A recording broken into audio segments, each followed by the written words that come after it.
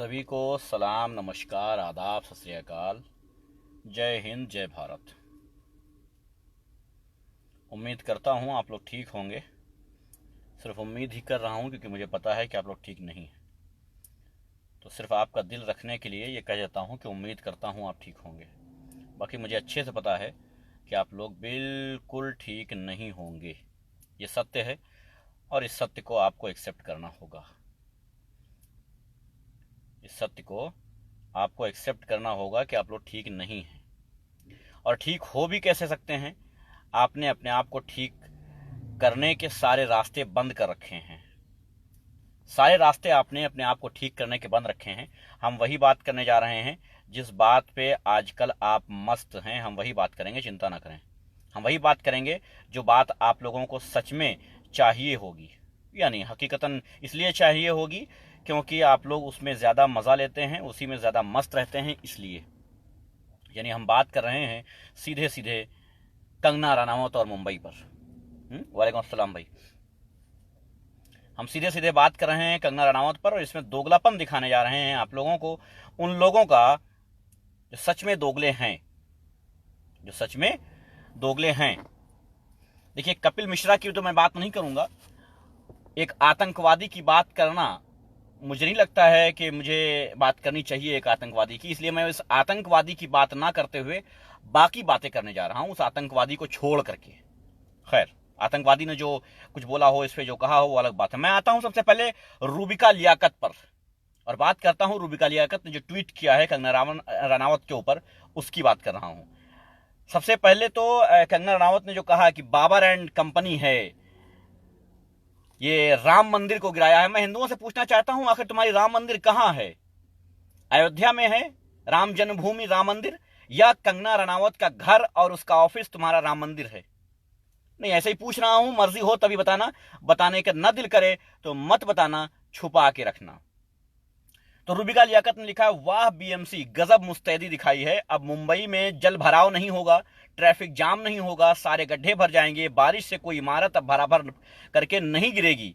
सरकार, आपने बस एक इमारत गिराई है, लेकिन एक अदाकारा ने आपकी नींव हिलाकर रख दी है। ये रूबिका लियाकत बोल रही हैं। चलिए आगे बढ़ते हैं। अनुपम खेर नामक एक दलाल है जो आप जानते होंगे, उसने लिखा है कि गलत गलत गलत है, इसको बुलडोजर नहीं बुल्ली डोजर कहते हैं। किसी का घरौंदा इस बेरहमी से तोड़ना बिल्कुल गलत है। इसका सबसे बड़ा प्रभाव या प्रभार कंगना रनावत के घर पर नहीं बल्कि मुंबई की जमीन और जमीर पर हुआ है। अफसोस अफसोस अफसोस है। चलिए आगे। ये ट्वीट इसलिए सुना रहा हूं ताकि अभी जो सवाल मैं करने जा रहा हूं, अगर किसी माई के लाल में हिम्मत है तो वो आकर के जवाब दे जाएगा मेरे सवालों का। हालांकि किसी में इतनी हिम्मत नहीं है, लेकिन अगर किसी माई के लाल में इतनी हिम्मत है तो वो मुझे जवाब दे जाना। ये ट्वीट अपने जहन में बिठा लेना जो मैं कह रहा हूं। आगे बढ़ता हूं। अमीश देवगन नामक एक दलाल भड़वा कहता है, इमारत गिराना आसान है पर नींव हिलाना मुश्किल, खूब लड़ी मर्दानी झांसी की रानी। वाह। चलिए और आगे चलता हूं। तेजेंद्र ने लिखा है, तेजेंद्र सिंह बग्घा नामक लकड़बग्घा जो है वो आप जानते होंगे, उसने कहा जो हिटलर की चाल चलेगा वो हिटलर की मौत मरेगा। मैं इस बात से बिल्कुल सहमत हूं। नमस्कार राज भाई। मैं इस बात से बिल्कुल सहमत हूं, जो हिटलर की चाल चलेगा वो हिटलर की मौत मरेगा। मैं मानता हूं, मैं जानता हूं, मैं समझता हूं। अंजना ओम कश्यप ने लिखा है, बीएमसी एंड कंपनी ने बड़ी शिद्दत से आज अपने पैर पर बुलडोजर दे मारा है। अब अभिव्यक्ति की आजादी मुंबई की सड़कों पर किसी गड्ढे में मिलेगी आपको। अच्छा वाह, बड़ी तकलीफ दे, बहुत तकलीफ दे हुआ है आज इन लोगों का हालात। दीपक चौरसिया नामक एक महिला नुमा एक पुरुष ने लिखा है कि कंगना के घर पर बुलडोजर चलाना मतलब संविधान की नींव पर जेसीबी चलाना जैसा है। वाह, वेरी गुड। फिर लिखता है कि कंगना रनावत, यही लिखता है दीपक चौरसिया, लिखता है कि कंगना रनावत के घर पर बीएमसी की कार्रवाई पर किसी को शर्म आएगी, ब्रैकेट में वामपंथी। अच्छी बात है। बबीता फोगाट लिखती है, आज महाराष्ट्र में सरेआम लोकतंत्र की हत्या हुई है। Very good. संबित पात्रा लिखता है, आज उसने कुछ ईंट खोया है और तुमने अपनी सारी इज्जत। अब आप ही सोचिए, ईंट बड़ी या इज्जत। Very good. रोहित सरदाना लिखता है, मकान पर बुलडोजर चलाओगे, जुबान कैसे रोक पाओगे? Very good. अब मैं इन लोगों के ट्वीट इसलिए सुना रहा था, इन लोगों की अपनी मर्जी है, इन लोगों ने अपनी मर्जी से लिखा है, इसमें मेरा कोई दखल अंदाजी नहीं है। इन लोगों की अपनी मर्जी है, अभिव्यक्ति की आजादी है, ये कुछ भी लिख सकते हैं। मगर मैं जो सवाल करने जा रहा हूं, अगर किसी माई के लाल में हिम्मत है तो इसके ऊपर भी ट्वीट करके दिखाए। मैं ले चलता हूं यूपी में कुछ दिनों पहले, अभी कुछ चंद दिनों पहले, अब्बास अंसारी, मुख्तार अंसारी का बेटा। अब आप कहेंगे मुख्तार अंसारी एक क्रिमिनल है। अगर क्रिमिनल है तो अदालत क्या कर रही है? अदालत उसे सजा क्यों नहीं दे रही है? बिना किसी नोटिस दिए अब्बास अंसारी की बिल्डिंग ढहा दी गई, बिना किसी नोटिस के, याद रखिएगा। और कंगना रनावत को 2018 से नोटिस दी जा चुकी है। इस अवैध बिल्डिंग की नोटिस दी जा चुकी। सुन लो भक्तों, गूगल पर सर्च करो, पता चल जाएगा। 2018 में इस अवैध बिल्डिंग पर स्टे लग चुका था। इस बिल्डिंग के लिए नोटिस बीएमसी दे चुकी थी। यानी 2 साल लगा दिए गिराने में। चलिए कोई बात नहीं, आज गिरा दिया, अच्छा हुआ। खैर आगे बढ़ते हैं। अब्बास अंसारी को भी छोड़ दो, कहोगे अब्बास अंसारी क्रिमिनल है, ये है, दुनिया की बातें ले आओगे। चलो, और लखनऊ में सीए का विरोध करने वाले जो लोग थे, उनकी दुकानों पर ताला लगाया गया। कई लाख उनसे धन उगाही की गई। ऐसा ना करने पर उनकी दुकानों पर सरकारी ताला लगा दिया गया और नीलामी की नोटिस चिपका दी गई। मैं जानना चाहता हूं कि आखिर वो गरीब जो हक की आवाज, जो अपने हक के लिए आवाज उठा रहे थे, वो अभिव्यक्ति की आजादी नहीं थी क्या? अगर आज कंगना रनावत को अभिव्यक्ति की आजादी दी जा रही है, अगर उसको कहने पर सुरक्षा दी जा रही है, मैं जानना चाहता हूं, संदीप सिंह सेंगर ने जिस महिला का रेप किया था, वो चीख के पूरे दुनिया से कह रही थी, पूरे भारतवासियों से कह रही थी कि मेरी जान को खतरा है। उसको सुरक्षा क्यों नहीं दी गई थी? और उसको Y+ सुरक्षा क्यों नहीं दी गई थी? इसको 4 गार्ड दिए गए थे उसको, और उसके बाद भी तब दिए गए थे जब उसके ऊपर कई बार हमला हो चुका था। उसके बाद वो चीख कर कहती रही। वो सुरक्षा गार्ड भी मिले हुए थे सेंगर से। उसका एक्सीडेंट होता है, उसके बाप को मार दिया जाता है पहले जेल में, फिर उसका एक्सीडेंट होता है, उसके एक्सीडेंट में उसके रिलेशन वाले मार दिए जाते हैं, फिर वो गायब हो जाती है। अचानक से उसको गायब कर दिया गया। ये पता नहीं वो जिंदा है, मुर्दा है नहीं है, कहां है, कुछ पता नहीं है। मैं जानना चाहता हूं कि उसको Y+ सुरक्षा क्यों नहीं दी गई? भारत में हर एक महिला को Y+ सुरक्षा क्यों नहीं दी जा रही है? लगातार रेप होते जा रहे हैं। रेप होने के बाद अपराधी, रेप करने के बाद अपराधी जेल जाता है, जेल से आकर के फिर से रेप करता है। आखिर उस महिला को सुरक्षा क्यों नहीं दी जाती है? आखिर भारत की वो महिला नहीं है क्या? जिसकी इज्जत लूटी जाती है वो महिला नहीं है क्या? मुझे कोई बताए, भारत की हर महिला को सुरक्षा किस बेस पर नहीं दी जा रही है? हर इंसान को भारत में खतरा है, उनको सुरक्षा क्यों नहीं दी जा रही है? और कंगना रनावत को किससे खतरा था? कंगना रनावत को खतरा किससे था? क्या उनको जान से मार देने की किसी ने धमकी दी थी? क्या उनको जान से मारने के लिए कहीं किसी एजेंसी ने बताया था कि इनको जान का खतरा है? किस बेस पे दिया गया है? उनकी अवैध बिल्डिंग को गिराने पर आप लोग ऐसा रोना रो रहे हैं। आज मैंने देखा आरएसएस हो या भारतीय जनता पार्टी के भक्त हो, रोना रो रहे हैं, कह रहे हैं साहब अभिव्यक्ति की आजादी छीन ली गई हमसे। जब ये बात हम कहते थे कि भारत में अभिव्यक्ति की आजादी छीन ली गई है, तो फिर आपको तकलीफ कैसे हो रही थी? हमारी आजादी छीनी जाए, भारतीय जनता पार्टी के खिलाफ बोलने वालों की आजादी छीन ली जाए, वो राइट है। और भारतीय जनता पार्टी के सपोर्ट में बोलने वालों के खिलाफ अगर कार्रवाई कर दी जाए तो गलत है। सीए का विरोध करने वाले जिन लोगों पर मुकदमा दायर हुए हैं, राष्ट्रद्रोह जैसा मुकदमा लगा है, तब आपकी अभिव्यक्ति की आजादी कहां गई थी? तब आप क्यों नहीं कह रहे थे कि इनकी आजादी हम कैसे छीन सकते हैं? ये देश के नागरिक हैं और देश का नागरिक, उसे आजादी है कि वो बोले, अपने हक के लिए आवाज उठाए। तो आखिर कहां दिक्कत आ रही थी? लेकिन वही बात जब भारतीय जनता पार्टी के विरोधियों के लिए की जाती है तो आपको अच्छी लगती है। लेकिन आज बड़ा रोना रो रहे हैं, बड़ी तकलीफ में है। आज आप कहते हैं साहब कंगना रनावत को परेशान किया जा रहा है। मैं जानना चाहता हूं, जिस गरीब ऑटो रिक्शे वाला, एक ऑटो भी नहीं, वो रिक्शे वाला था, लखनऊ का रिक्शे वाला, 2,47,000 रुपए का जुर्माना उसको दिया गया था कि आपको इसको भरना पड़ेगा। उसका घर नहीं था, उसकी झोपड़ी भी नहीं थी, उसको 2,47,000 का जुर्माना इसलिए देना पड़ा क्योंकि वो सवारी बिठा करके घंटा घर तक पहुंचा के आया था और कैमरे में कैद हो गया था। सीए के विरोधियों को उसने घर तक वहां तक पहुंचाया था, घंटा घर तक, किराए के लिए, अपने पेट पालने के लिए। तब कहां थे आप? 2,47,000 का एक रिक्शा चालक पर अगर आप जुर्माना डाल सकते हैं, आप कहां थे तब? आप मीडिया वाले किसकी दलाली कर रहे थे, किसकी गुलामी कर रहे थे? बताइए मुझे। भारतीय जनता पार्टी से कोई उम्मीद नहीं है, मीडिया से भी कोई उम्मीद नहीं है, लेकिन सवाल बनता है और मुझे पता है कि यह सवाल सब नहीं करेंगे क्योंकि आज सबको मनोरंजन चाहिए। आप सबको मनोरंजन चाहिए। कंगना रनावत की बिल्डिंग गिरा दी गई है, सबको तकलीफ है। चलिए 1 लाख बिल्डिंग मैं आपको बताता हूं। 1 लाख, बताइए उनको किस बेस पे गिराया गया है? 1 लाख बिल्डिंग, 1 लाख बिल्डिंग मैं बताऊंगा। बताइए, बगैर नोटिस दिए उन बिल्डिंगों, दिल्ली चलते हैं, दिल्ली दंगा हुआ, वहां पर झोपड़ियों में रहने वाले जो गरीब थे, जो मजदूर थे, बारिश में, तबाही की बारिश थी, और उस बारिश में वहां पर जाकर के उनकी झोपड़ियों को खाली करवा दिया गया। बारिश होते में, बारिश के मौसम में, बारिश होते में उनकी झोपड़ियों को खाली करवा दिया गया। एक मीडिया वाले ने आवाज नहीं उठाई, एक सोशल मीडिया वाले ने आवाज नहीं उठाई कि इन गरीबों से आखिर ये जमीन क्यों खाली कराई गई है। अगर कंगना रनावत जैसी खरबपति, उसका लाख, 2 लाख, 10 लाख रुपए का एक कोना गिरा दिया गया है, उसके बिल्डिंग का एक कोना गिरा दिया गया है, आपको बड़ी तकलीफ हो रही है, आप आहत हो गए हैं, आप तकलीफ में हैं, इतनी बड़ी मुसीबत आ गई देश के ऊपर। कंगना रनावत की बिल्डिंग गिराना बहुत बड़ी मुसीबत है देश के ऊपर। लेकिन उस टाइम आप कहां थे जब बिल्डिंग गिराई जा रही थी, जब झोपड़ियां गिराई जा रही थी? उस टाइम आप कहां थे जब अब्बास अंसारी की बिल्डिंग गिराई जा रही थी? क्रिमिनल नहीं है अब्बास अंसारी, मैं आप लोगों के नॉलेज के लिए बता देना चाहता हूं, अब्बास अंसारी मुख्तार अंसारी का बेटा जरूर है, लेकिन वो क्रिमिनल नहीं है, याद रखिएगा।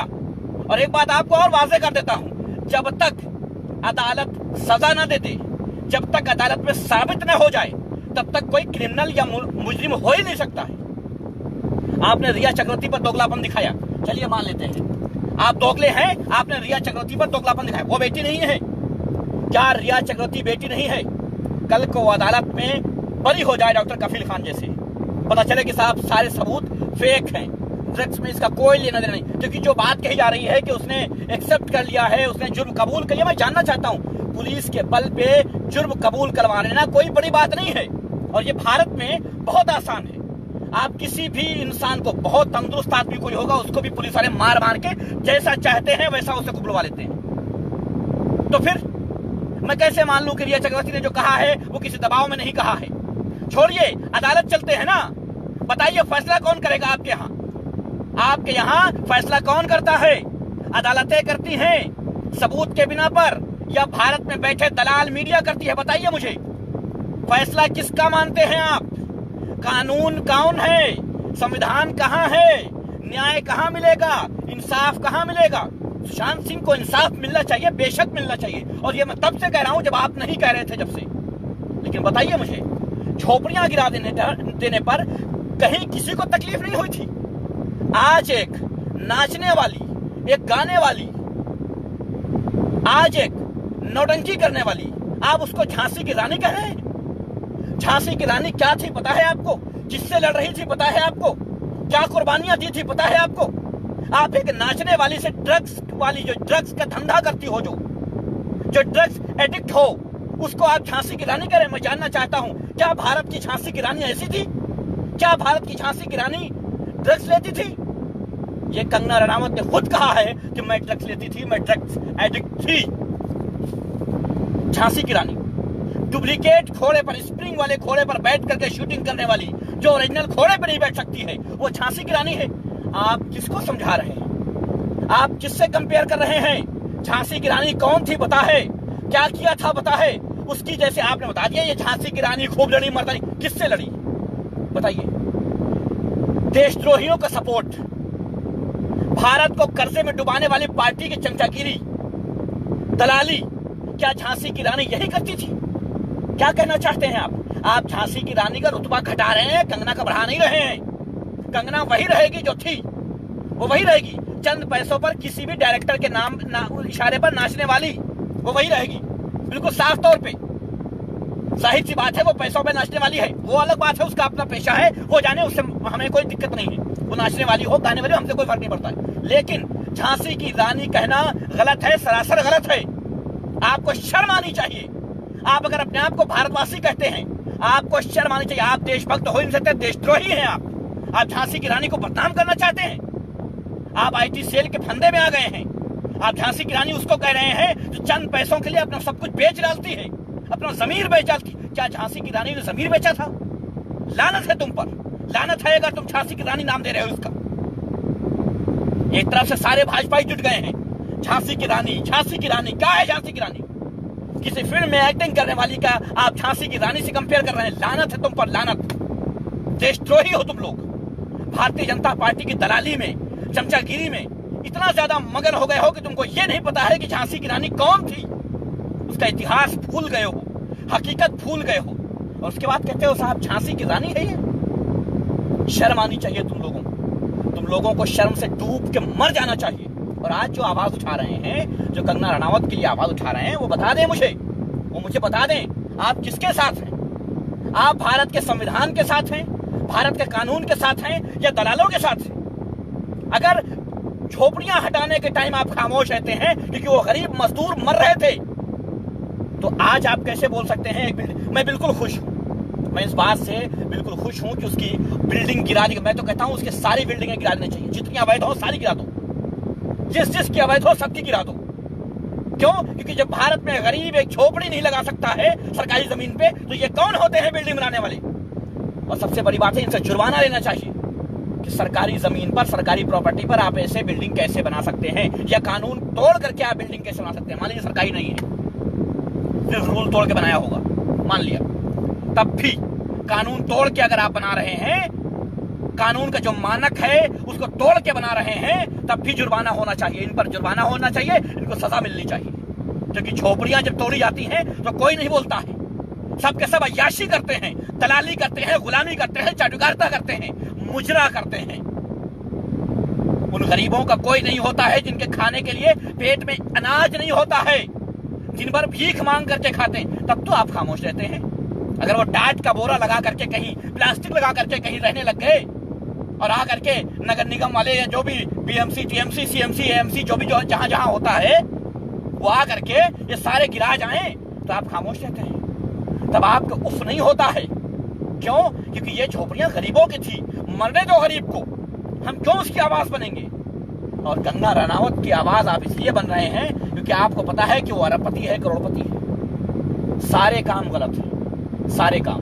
उसको सिक्योरिटी देना सबसे बड़ा गलत फैसला है। क्यों? क्योंकि भारत की हर महिला आज खतरे में है, उसकी इज्जत खतरे में है, लेकिन सिक्योरिटी नहीं दी जाती। बुरी तरीके से, बहुत बुरी तरीके से भारत में महिलाओं का जीना हराम हो चुका है, लेकिन कोई नहीं बोलता है, सबके सब खामोश। आए दिन महिलाओं पर अत्याचार हो रहा है, कोई नहीं बोलने वाला है।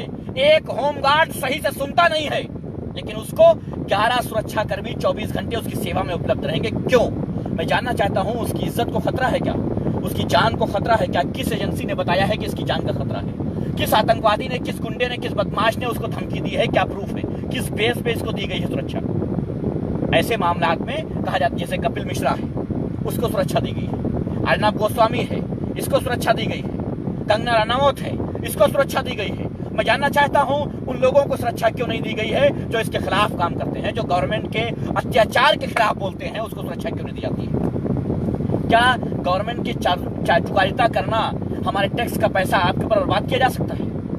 आप अगर गुलामी कर रहे हैं, किसी सरकार की चाटुकारिता कर रहे हैं, सरकार कोई भी हो, आप उसकी गुलामी कर रहे हैं, उसके इशारे पे मुजरा कर रहे हैं, नाच रहे हैं, तो हमारे टैक्स के पैसे से आपको सुरक्षा क्यों दी जा रही है? खर्चा करे ना सरकार अपनी जेब से दे। जिसको बड़ा शौक हो सुरक्षा देने का, अपनी जेब से दे। हमारे टैक्स के पैसे से वो सुरक्षा देने वाले कौन होते हैं? और अगर होते हैं तो वो लिखित में ये बताएं कि हम किस बेस पे दे रहे हैं। है कोई जवाब किसी के पास? किसी के पास कोई जवाब है? आज के दौर में जब अदालत में भी इंसाफ नहीं हो रहा है, अदालत में भी सब पीछे पड़े हैं, शाहरुख गन लेके खड़ा हो जाता है, वो जेल में पड़ा है, मान लिया अच्छा हुआ, कानून तोड़ा था, जेल गया, गोपाल ने फायर कर दिया, एक घायल हो गया, हजारों पुलिस कर्मियों के सामने गोली चलाई, एक आदमी को गोली लगी, मगर उसकी जमानत हो गई, 10 दिन भी नहीं बीते उसकी जमानत हो गई। कपिल गुर्जर नामक दूसरा आतंकी शाहीन बाग में घुस जाता है, गन लेके फायर करता है, पकड़ा जाता है, जमानत हो जाती है। बताइए, शाहरुख गन लेके निकलता है, उसकी जमानत नहीं होती है, उसकी जमानत नहीं होती है। भारत में जितने मुसलमान पकड़े जाते हैं उनको कई महीने तक जेल में डाल के रखा जाता है कार्रवाई के नाम पे, और अगर आप मुसलमान नहीं हैं तो 2 मिनट में निकाल दिया जाएगा, 2 मिनट में आपकी जमानत हो जाएगी, तब कोई दिक्कत नहीं होगी, तब कोई दिक्कत नहीं होगी, आपको 2 मिनट में जमानत दे दी जाएगी। ये हमारा इंसाफ है।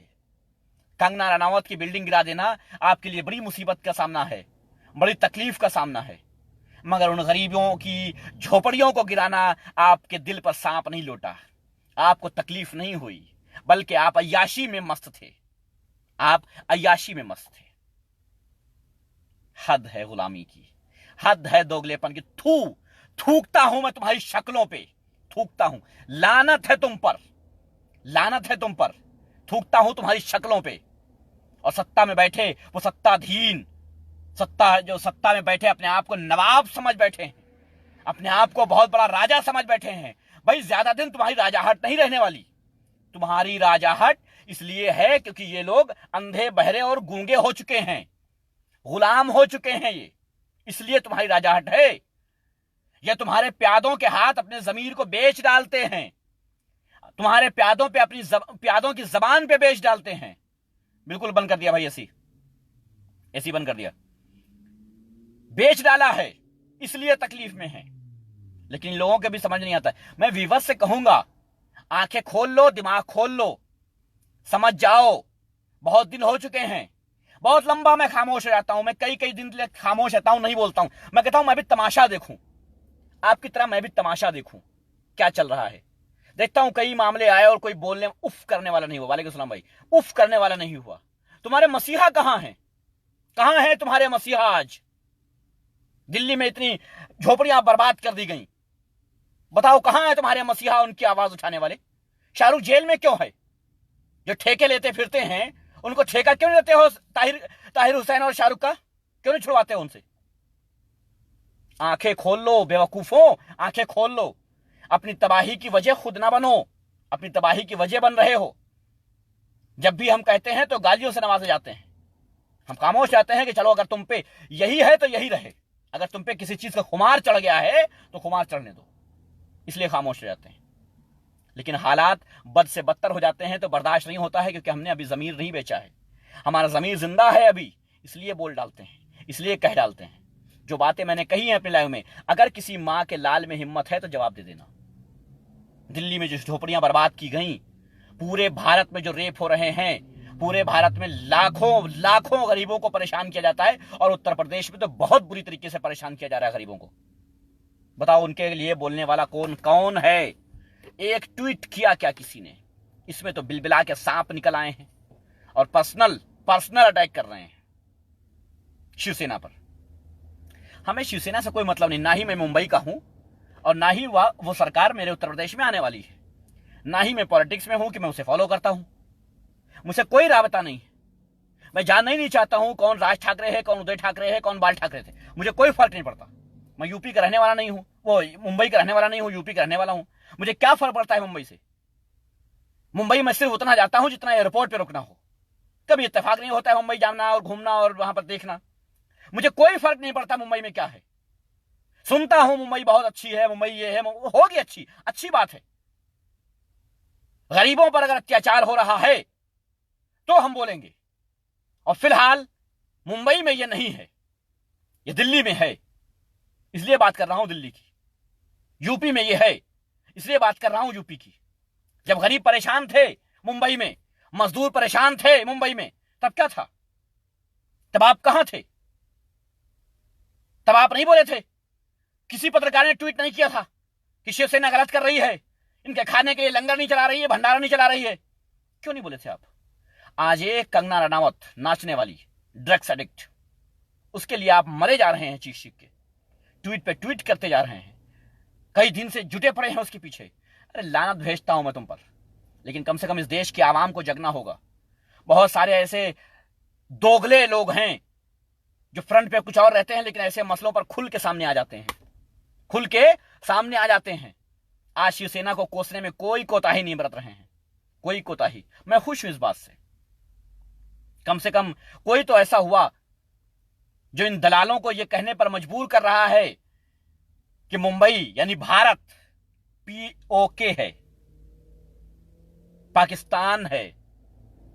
बताओ, है किसी के पास जवाब? मुंबई को पाकिस्तान कहा जा रहा है, और कौन कह रहा है? भारतीय जनता पार्टी के दलाल। अब बताओ मुझे, आमिर खान को डर लग गया, नसरुद्दीन को शाह को डर लग गया, तो तुम्हें तकलीफ हो गई। आज पूरे पूरे भारत को पाकिस्तान बना दिया गया और पाकिस्तान कह दिया गया, तुम्हें कोई तकलीफ नहीं हुई। क्यों भाई? अब ये मान लो कि पाकिस्तान के प्रधानमंत्री हैं नरेंद्र मोदी जी, आपके माननीय नरेंद्र मोदी जी, आपके माननीय नरेंद्र मोदी जी, मेरा फेकू, आजकल फेकू नहीं वो बेचू हो गया है, बेच रहा है सब कुछ। बोलो, जवाब दो, क्या पाकिस्तान का प्रधानमंत्री है नरेंद्र मोदी? मानते हो ये बात? मान लो भक्तों। और जब ये मान रहे हो कि पाकिस्तान के प्रधानमंत्री है, तो तुम पाकिस्तानी हो, तो फिर तुम पाकिस्तानी हो, और पाकिस्तानियों से मुझसे कोई राबता नहीं है। मैं भारतीय हूं, दिल से भी हूं, भरोसे से भी हूं, और शुक्र अदा करता हूं कि मैं भारतीय हूं, मगर मैं पाकिस्तानी नहीं हो सकता, और पाकिस्तान के प्रधानमंत्री को रिस्पेक्ट नहीं दे सकता। होगा अपने घर का प्रधानमंत्री, होगा, भाड़ में जाए, हमसे क्या राबता उसका। अगर वो हमारे भारत की चीजें बेचने लग जाए तो हम इसका विरोध करेंगे। अगर पाकिस्तान का प्रधानमंत्री भारत में चीजें बेचने लग जाए तो हम इसका विरोध करेंगे और कहेंगे साहब हम ऐसे पाकिस्तानियों को नहीं बेचने देंगे। बताओ क्या ख्याल है इस बारे में आपका? गुलामी कैसी लगी आपको अपनी? किसी न किसी राजनीतिक पार्टी के गुलामों, अब बताओ कहां हो आज? चलो, धन्यवाद अदा करता हूं आप लोगों का, आपने भारत को पाकिस्तान बनाने में कोई कोताही नहीं बरती। लेकिन हम वो भारतीय हैं जो गांधी का भारत है, हम वो पाकिस्तानी नहीं जो मोदी का पाकिस्तान है। यानी आज से यह साबित होता है कि नरेंद्र मोदी पाकिस्तान का प्रधानमंत्री है। यह मान लेता हूं कि नरेंद्र मोदी पाकिस्तान का प्रधानमंत्री है, हिंदुस्तान का नहीं। अब हमें अपना प्रधानमंत्री कोई और ढूंढना होगा, क्योंकि हमारा प्रधानमंत्री पाकिस्तानी है ना? भक्तों की बातें कह रहा हूं मैं, भक्तों की जबान कह रहा हूं मैं, इसलिए मजे करते रहो, ठीक है? धन्यवाद, बहुत बहुत शुक्रिया। जय हिंद, जय भारत। कौन सा? गांधी वाला भारत, तुम दलालों वाला नहीं।